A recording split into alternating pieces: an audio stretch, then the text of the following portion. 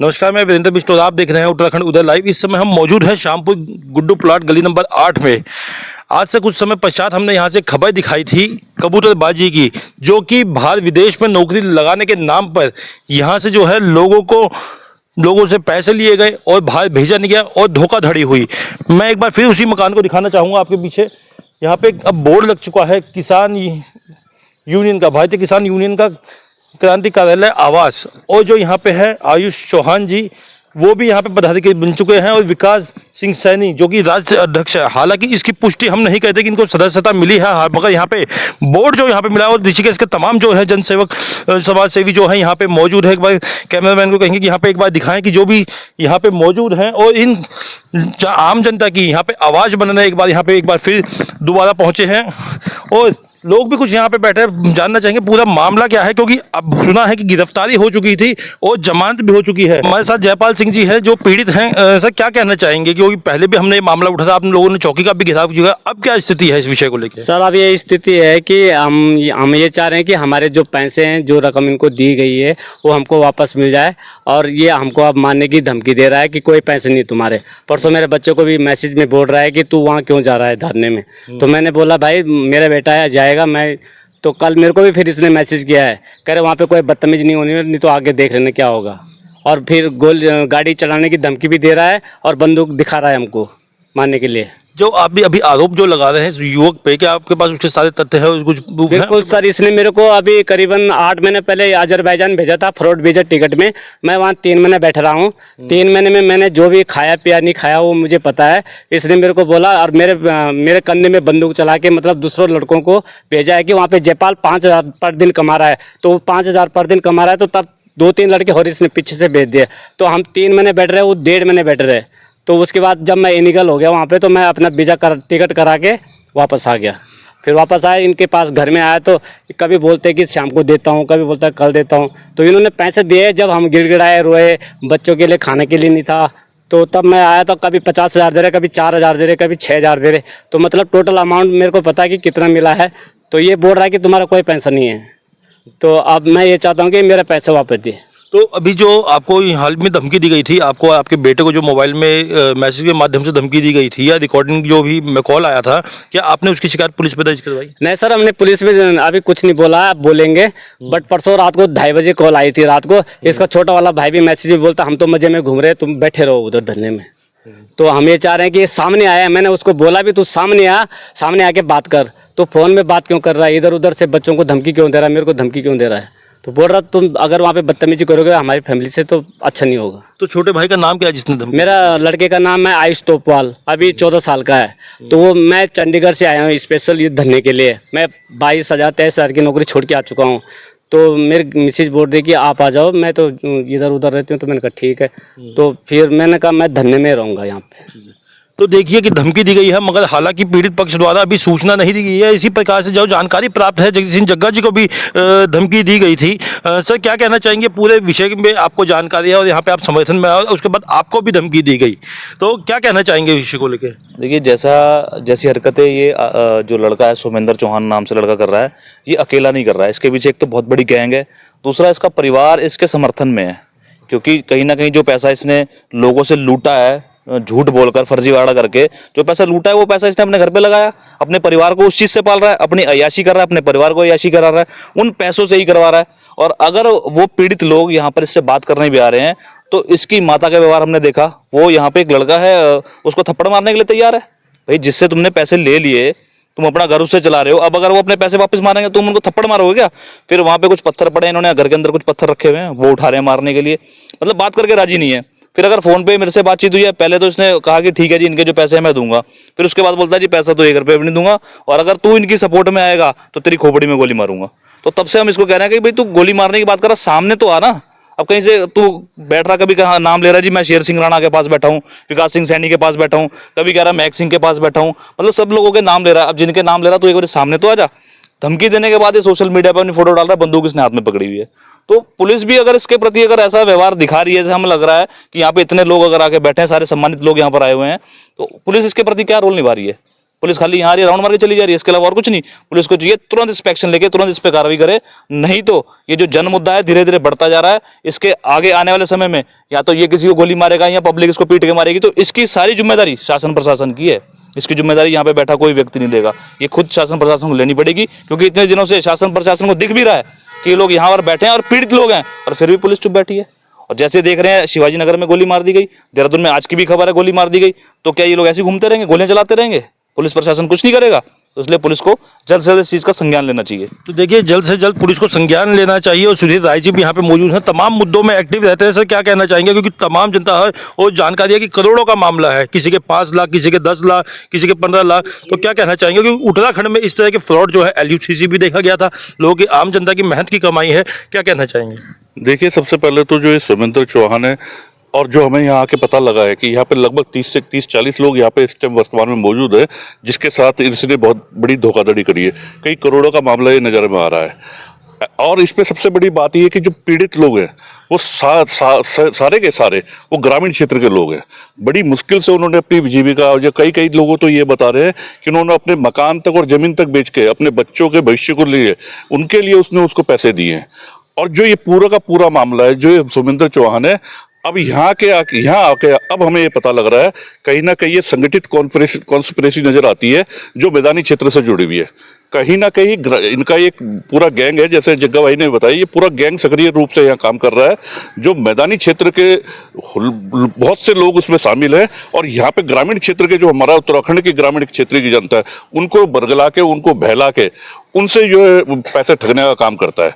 तो हम सब लोग आज यहाँ इस धरने को समर्थन देने अपने पहुंचे हैं, और हमने तय किया है कि 14 तारीख को, उससे पहले अगर इसकी गिरफ्तारी नहीं होती या किसी प्रकार की हवाली शासन प्रशासन या पुलिस की तरफ से होती है, तो 14 तारीख को हम सब लोग श्यामपुर पुलिस चौकी का घेराव करेंगे, और सीओ साहब को उसमें सामने आना होगा और अपनी बातें रखनी होगी कि कब तक, क्योंकि ये संगठित कॉन्स्पिरेसी है और इसमें बहुत से लोग शामिल हैं। उन सब लोगों का, जैसे बताया कि धमकी भी मिल रही है, हमारे जग्गा भाई को भी उन्होंने धमकी दी है कि तेरे गोली मार देंगे, और हमारे जो पीड़ित पक्ष के लोग हैं, जो पीड़ित परिवार है, उनको भी धमकी दे रहा है कि गोली मार देंगे।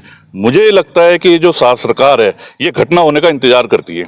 आप देखिए हमारे ऋषिकेश के अंदर, देहरादून के अंदर जिस तरह की घटनाएं हो रही है, जिस तरह से गोली मारने का काम आ रहे हैं, ऋषिकेश में भी आपने देखा होगा कि पूर्व सूचना दे दी गई थी पुलिस को कि कोई घटना हो सकती है। उसके बावजूद पुलिस ने कोई एक्शन नहीं लिया, और उसको क्या है, फिर ये उसके तबादला करके या लाइन नजर करके लिपापोती कर देते हैं। ऐसी घटना देहरादून में भी है। पुलिस को सब पता रहता है, संज्ञान में रहता है, लेकिन पुलिस समय रहते कार्रवाई नहीं करती है। तो ये भी ऐसी घटना न बने, इसको लेकर हम सब लोग यहाँ पे एकत्रित हुए हैं, और ये सरकार से और पुलिस से निवेदन है कि 14 तारीख से पूर्व उसकी गिरफ्तारी हो, अन्यथा जो है एक बड़ा सा आंदोलन इसके ऊपर हम लोग करने का काम करेंगे। तो देखिए बड़ा आंदोलन का एक काम करेंगे और जो है गिरफ्तारी की मांग करेंगे। सर क्या कहना चाहेंगे, इसी को बड़ा ही गंभीर मामला है, क्योंकि तमाम जगह से ऐसी घटनाएं आ रही है, क्योंकि खुलेआम धमकी ही दी गई है। एक पीड़ित पक्ष को दी है, जो समाजसेवी जगह है उनको भी धमकी दिया। और आज सुबह देहरादून में एक कांड आया कि आज भी सुबह 10 बजे के लगभग फायरिंग हुई। जो उत्तराखंड का माहौल है वो किस तरफ जा रहा है? कुल मिला के ये है कि जो अपराधी हैं यहाँ उत्तराखंड में, उनमें पुलिस का, प्रशासन का कोई खौफ नहीं रहा है, और पुलिस अपराधियों के साथ मिलकर काम कर रही है। इससे यही वो होता है, क्योंकि जो ये चौहान है, जो यहाँ लोगों को, जिसने कबूतरबाजी के मामले में जो पैसे वैसे उसने इकट्ठा किए हैं लोगों के और वापस नहीं कर रहा है, उसको भी पुलिस का एक वीडियो आया, पुलिस ने फ़ोटो खिंचवाई और उसकी गिरफ्तार कर लिया। उसके बाद उसको छोड़ दिया जाता अगले दिन। और ऐसे ही उसका छोटा भाई ये कह रहे हैं, उस पर मुकदमे चल रहे हैं। पुलिस कह रही है कि वो हमें मिल नहीं रहा है, और वो रोज़ शाम को यहीं पे जो पीड़ित लोग बैठे हैं वो बता रहे कि रोज़ शाम को यहाँ आते हैं। यहाँ ये घर पे बाहर से ताला लगा हुआ है, लेकिन अंदर यहाँ पर उसके बच्चे और बीवी हैं, और वो रोज़ खाना बना के भी यहाँ से उसके माता पिता आते हैं और उनको खाना सप्लाई करते हैं। तो पुलिस कह रही है कि हमें आदमी मिल नहीं रहा है और वो यहाँ सरेआम घूम रहा है। तो इसका मतलब तो यही है कि पुलिस की इन अपराधियों के साथ में साठगांठ है, और उनमें कोई खौफ नहीं है। आज तक उत्तराखंड में कभी ऐसा नहीं हुआ था कि थोड़े बहुत कुछ केस होते थे, वो भी रात के अंधेरे में होते थे, लेकिन अब खुलेआम गोलियां चल रही हैं, खुलेआम लोग मारे जा रहे हैं, किसी को चापड़ से काटा जा रहा है। और सबसे दुख की बात तो ये है कि हर पक्ष ने पहले पुलिस को बताया है, पुलिस के पास गया है, पुलिस पे रिपोर्ट करी है, उसके बावजूद भी पुलिस ने कभी कोई कार्रवाई करने की कोशिश नहीं करी। और यहाँ पर जैसे ये पीड़िता, इन्होंने बताया कि इनको वीडियो में उसने धमकी दी है मारने की, तो उसने सभी लोगों को सामूहिक धमकी दी है, जो यहाँ पे अपराधी है। कि मैं तुम लोगों को मार दूंगा, गोली मार दूंगा और वहाँ पे मत जाओ। तो पुलिस क्या कह रही है कि भाई किसी का नाम लेकर नहीं बोला उसने। 50 लोग हैं तो 50 लोगों का नाम लेके थोड़ी बोलेगा, वो सभी को बोल रहा है वीडियो में कि मैं तुम्हें गोली मार दूंगा। और जग्गा जी को तो पर्टिकुलर बोला उसने कि भाई तेरे को आऊँगा और गोली मारूंगा। तो कम से कम उसको गिरफ्तार करना चाहिए और इस पर पुलिस का खौफ, प्रशासन का खौफ अपराधियों पर होना चाहिए। ऐसा ना हो कि उत्तर प्रदेश के जितने अपराधी हों उत्तराखंड में आ जाए। और उत्तराखंड बहुत पहले ही बहुत तहस नहस हो चुका है और अब हम लोग सीधे साधे पहाड़ी लोग हैं और हमारे पर इतना दबाव बनाया जा रहा है कि यहाँ लगा लीजिए लगभग सारे जितने अगल बगल पड़ोसी हैं वो बाहर तक आने को राजी नहीं है। एक मकान उसका है, वो बंदा बिजनौर का है और उसकी वजह से यहाँ अगल बगल का कोई बाहर तक आने को राजी नहीं है। जैसे ही ये लोग बता रहे कि जैसे ही ये लोग यहाँ पर आते हैं धरने के लिए तो सब अंदर हो जाते हैं और सब अपना गेट बंद करके, ऐसे जैसे कि एक फिल्मों में हमने माहौल देखा था कि एक गुंडा होता है और उससे सारा इलाका डरता है। उसका इतना खौफ उस बंदे का यहाँ पे हो रखा है, एक परिवार का जो 4-5 सदस्य हैं। तो इसका मतलब ये है कि पुलिस कुछ कर नहीं रही है, पुलिस मजे ले रही है, अपराधियों में छांट काट कर रही है। उत्तराखंड ऋषिकेश में शराब बिक रही है, स्मैक बिक रही है, सरेआम गोलीबारी हो रही है, सरेआम धमकाया जा रहा है और पुलिस प्रशासन कुछ नहीं कर रहा है। तो हमारी यही रिक्वेस्ट है कि इस माहौल को ना बनाया जाए कि यहाँ लोग अपराधियों के खिलाफ फिर खुद ही उसमें आ जाएं कि भाई हाथापाई हो, कुछ और घटनाएं हो जाएं, गलत घटनाएं ना हो। इसलिए हमारी रिक्वेस्ट यही है कि 14 तारीख से पहले हम लोग कह रहे हैं कि उस दिन हम एक रैली निकाल रहे हैं यहाँ पे उसके खिलाफ। उससे पहले अगर उसको अरेस्ट किया जाता है तो वो बहुत बढ़िया होगा और थोड़ा हमारी शासन प्रशासन में थोड़ा सा ऋषिकेश के लोगों की विश्वास आएगा शासन प्रशासन पर। तो देखिए कहीं ना कहीं कार्रवाई की मांग कर रहे हैं और विश्वास जो है वो कायम करने के लिए हमारे साथ आशुतोष शर्मा जी है। तमाम मुद्दे जो है इन्होंने ऋषिकेश के उठाए हैं, जनता के हित में कई बार इन्होंने काम किया है। सर सबसे पहले तो हमारे चैनल में एक बार फिर आपका स्वागत है, क्योंकि आपने तमाम जो मुद्दे उठाए हैं, आपने LUCC का भी देखा, बापू ग्राम का भी देखा। अब ये प्रकरण है, मेरी जानकारी में 3 धाराएं जो है इस पर लगी है और जो लोगों से प्राप्त हुई है जानकारी कि सेम डे जमानत हो गई। तो इसमें किस तरह के केस बनते हैं, किस तरह की धारा इस पर बनती है जो यहाँ पे लोग आम जनता के साथ फ्रॉड हुआ है? देखिए, कबूतरबाजी पहले कभी सुनते थे कि पंजाब के अंदर ये बहुत ज़्यादा है, फिर और प्रांतों में भी। अब उत्तराखंड सबसे ज़्यादा अगर प्रभावित होगा तो उत्तराखंड है हमारे यहाँ के लोगों के साथ। क्या एक तो पूंजी का अभाव, कहते हैं इकोनॉमी मनी ऑर्डर आधारित बोलते थे, आर्मी से हो गए, इससे यही पर्सन है ज़्यादातर। तो पैसे की वैसी समस्या रहती है। तो अच्छे जीवन स्तर को बढ़ाने के लिए, अपने जो आजीविका के स्रोत डेवलप करने के लिए आदमी सोचता है कि मैं बाहर जा करके जो है अपना एक रोजगार मिल जाएगा। तो ऐसे में ऐसे कबूतरबाज जो एक तरह से लीगलाइट भी नहीं है, क्योंकि इसको तो फॉरेन मिनिस्ट्री को या उससे संबंधित, चाहे दूतावास से संबंधित या इससे संबंधित जो रेगुलेटरी अथॉरिटी है उसको उसमें ध्यान देना चाहिए। और बता रहे 10 से 12 केस तो उस पर हो चुके हैं। तो कायदे में तो इतने में तो हिस्ट्री सीट खुल जानी चाहिए ऐसे व्यक्ति की, कोई भी हो। मैं कह रहा वो ऐसे एक व्यक्ति नहीं है, मुझे लगता है सैकड़ों लोग उत्तराखंड के अंदर सक्रिय हैं। तो एक संगठित अपराधियों का एक नेटवर्क इस तरह से जो चालू है। और विदेश भेजने के नाम पे हो क्या रहा है कि वहाँ बेचारे जो भेजे जाते हैं तो पता चला जिस कंट्री में बोला उसकी जगह किसी और कंट्री में भेज दिया और वो फंस जाते हैं उसके बाद। और वहाँ हो सकता है कि फिर निकालने के लिए उनको बड़ी मेहनत करनी है, उनके परिवार वाले और परेशान, के जीवन की भी कहीं ना कहीं गुणवत्ता भी प्रभावित होगी और जीवन पे संकट भी बनता है। तो ऐसे जो लोग इलीगल तरीके से जो कार्य कर रहे हैं इन पे कठोर कदम उठाना चाहिए। इतने मुकदमे के बाद ऐसे व्यक्तियों पे तो हिस्ट्री सीट खोल देनी चाहिए और कायदे में। और मुझे लगता है कि अगर 30-40 लोग तो ये बता रहे हैं, हो सकता है इससे कई गुना ज़्यादा लोग हों, उन सबको सामने आना चाहिए कि ऐसा फ्रॉड अगर उनके साथ हुआ है और भविष्य में और लोगों के साथ ना हो तो सीधे बाहर आएँ और अपनी बात रखें। एडमिनिस्ट्रेशन को इस पे कार्य करना चाहिए और सक्रिय होकर, और इसके जितने संबंधित मामले हैं उसके विषय में भी सब लोग जो है जो एक कमेटी बना रहे हैं। हम जैसे धमकी वाली बात आई कि भाई जग्गा जी को बोला कि गोली मार देंगे ये विषय जब आदमी कोई बात करता है तो आदमी इस तरह की बात है। और सबसे बड़ी बात है, आप कमाने के लिए आ रखे हो, अगर सही तरह से रोजगार करना अगर आपको, आप लीगलाइट खुद नहीं हो और आप कह रहे हो कि हम क्राइम कर देंगे, तो और एडमिनिस्ट्रेशन को तो इस चीज़ को स्वतः एक तरह से संज्ञान लेना चाहिए। बताया कि जानकारी देने के बाद भी अगर कार्रवाई नहीं हो रही है, तो मेरा तो यही कहना है कि प्रशासन को, खास करके पुलिस प्रशासन को इस पे सख्ती से कार्रवाई करनी चाहिए और ऐसे व्यक्ति की हिस्ट्री शीट खोल देनी चाहिए कि ये व्यक्ति, और इसे चिन्हित रखना चाहिए कि भाई ये व्यक्ति और इसके साथ कौन कौन लोग संगठित अपराध में या इस तरह की जो कॉन्स्पिरेसी में, षड्यंत्र में, या ऐसे जो कार्य करवा रहे हैं जो बाहर भेजने का काम है, ये जो व्यक्ति करता है बहुत जिम्मेदार व्यक्ति को होना चाहिए। और इस तरह के जो फ्रॉड लोग हैं इन पे कार्रवाई तुरंत जो है जल्दी से करनी चाहिए। अभी शायद हो सकता है 14 तारीख के समय बनाई डेट ली है, तो उस दिन बात करते हैं, जो चौकी इंचार्ज महोदय होंगे उनसे बात करेंगे। उसके बाद जो सक्षम प्राधिकारी जो इनसे सुपीरियर होंगे उधर भी जाएंगे, और अन्य जो हैं जो और प्राधिकारी होते हैं, चाहे वो इससे जो दूतावास से संबंधित या विदेश मंत्रालय से संबंधित है, वहाँ भी हम अपनी बात को रखेंगे कि भाई इस तरह की चीज़ें हैं ये रोकी जाए उत्तराखंड के अंदर, क्योंकि ये घोटाला लगता है कि ये बहुत ज़्यादा बढ़ गया है। कई समय से जो है उत्तराखंड मुझे लगता है टॉप में चल रहा होगा। तो देखिए कहीं ना कहीं फ्रॉड में उत्तराखंड टॉप में चल रहा होगा। आशुतोष शर्मा जी ने बहुत गहरी बात कही। हमारे साथ राकेश दयाल जी हैं, इससे क्या कहना चाहेंगे, क्योंकि उत्तराखंड के लोग हैं और विदेशों के पहले पहाड़ों से प्लेन स्तर पे आते हैं रोजगार के लिए, अब यहाँ पे रोजगार की कमी है जिस कारण से इनको दूसरे राज्यों में जाना पड़ता है और विदेशों में भी जाना पड़ता है, और रोजगार के नाम पर इस तरह का धोखाधड़ी हो जाती है। देखिए, जो हमारे पहाड़ी भाई लोग हैं वो सारे पहाड़ छोड़ के पलायन करके इसीलिए आए कि शहरों में जाके अपने बच्चों को पढ़ाएंगे, रोजगार करेंगे, और यहाँ पर आकर के उनके साथ ऐसे ठगी होती है। आप देख रहे होंगे यहाँ पे दिन भर धरना में महिलाएं आ रखी हैं, उनके बच्चे आ रखे हैं, अपना घर छोड़ करके आ रखे हैं। कैसे कैसे करके वो दो पैसे कमाता है ताकि मैं फ्यूचर में अपने बच्चों को पढ़ा सकूँ, अपने लिए घर बना सकूँ, नौकरी करने के लिए विदेश जाता है। तो यहाँ पे देखिए ये सिस्टम की फेलियर है कि सिस्टम ऐसे अपराधियों को लगातार हमारे क्षेत्र में पनपने दे रहा है। उत्तराखंड आज भ्रष्टाचार के मामले में नंबर 1 पर आ गया है। आप देख रहे होंगे सारे तमाम सबूत होने के बाद भी, तमाम गवाह होने के बाद भी पुलिस प्रशासन हाथ धरे बैठी हुई है। और हमें डरना चाहिए क्या इन लोगों से?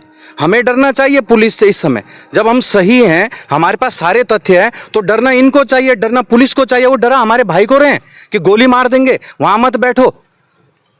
ये लोकतंत्र कैसा लोकतंत्र है जिसमें जो आम आदमी जो सरकार को चुन के भेज रही है, जिनके पैसों से ये पुलिस वालों की नौकरी, इनको तनख्वाह मिल रही है, सिस्टम चल रहा है, वो लोग जनता को डरा रहे हैं। तो मेरे को लगता है ये कमी हमारी भी है कि हमारे बीच में एक घर, और चारों तरफ देखिए पूरे हमारे आसपास के सारे लोग हैं, उस एक घर की वजह से इतने लोग प्रभावित हैं। ऐसे लोगों को घर में आग लगा देनी चाहिए, ऐसे लोगों को अपने यहां से भगा देना चाहिए, इन लोगों को मार के। इतनी जोश और इतनी आप लोगों के अंदर खून खोलना चाहिए आप लोगों के कि अगर आपके समाज में कोई गलत काम करता, अगर आपने उसी दिन उसको नहीं टोका, तो आप देखो आज कितने लोग डरे पड़े हैं। जैसे बताया जा रहा है कि किसी के यहाँ पे राशन का पैसा नहीं दिया, किसी यहाँ टेलर के यहाँ पैसे नहीं दिया, तो ये मजबूर किया जा रहा है कि जनता को अपने हाथ में कानून लेना पड़ेगा। और मेरे को लगता है कि कभी कभी ऐसी क्रांति इसीलिए हो जाती है, बड़ी बड़ी क्रांति, जब समाज में इतने बड़ा भ्रष्टाचार, इतना तानाशाही फैल जाती है सिस्टम की और प्रशासन की, तो जनता को अपने हाथ में भी कुछ फिर लेना पड़ता है। और मुझे लगता है कि अगर ये जल्दी नहीं सुधरेंगे तो हमारी बेटी बहू जो सुरक्षित नहीं है, हमारे बच्चे सुरक्षित नहीं है। नशा का कारोबार इतना बढ़ते जा रहा है। आपने देखा होगा खारा स्रोत में हम पे सारे एविडेंस थे कि वन विभाग लिख के दे रहा है कि वन विभाग की जमीन है, लेकिन न मंत्री जी उसको हटा रहे हैं, न वन विभाग उसको हटा रहा है। तो देखिए आप आज पूंजीपतियों को, आप माफियाओं को, आप जो बड़े बड़े गुंडे हैं उनको पनपने का आगे प्रमोट कर रहे हैं, लेकिन जनता के लिए आप कुछ नहीं कर रहे हैं। तो 14 तारीख को मैं आपके वीडियो के माध्यम से, आपके चैनल के माध्यम से इस समाज को बोलना चाहता हूं, 14 तारीख को अधिक से अधिक संख्या में पहुंचे। आज एक घर आप पूरे घरों को प्रभावित कर रहा है, इस लोकल एरिया को प्रभावित कर रहा है। आप सब सड़कों पे नहीं उतरे तो कल के लिए आपके बच्चे के साथ कोई और व्यक्ति, कोई और शुभम चौधरी, कोई और व्यक्ति लोगों को लूटेगा।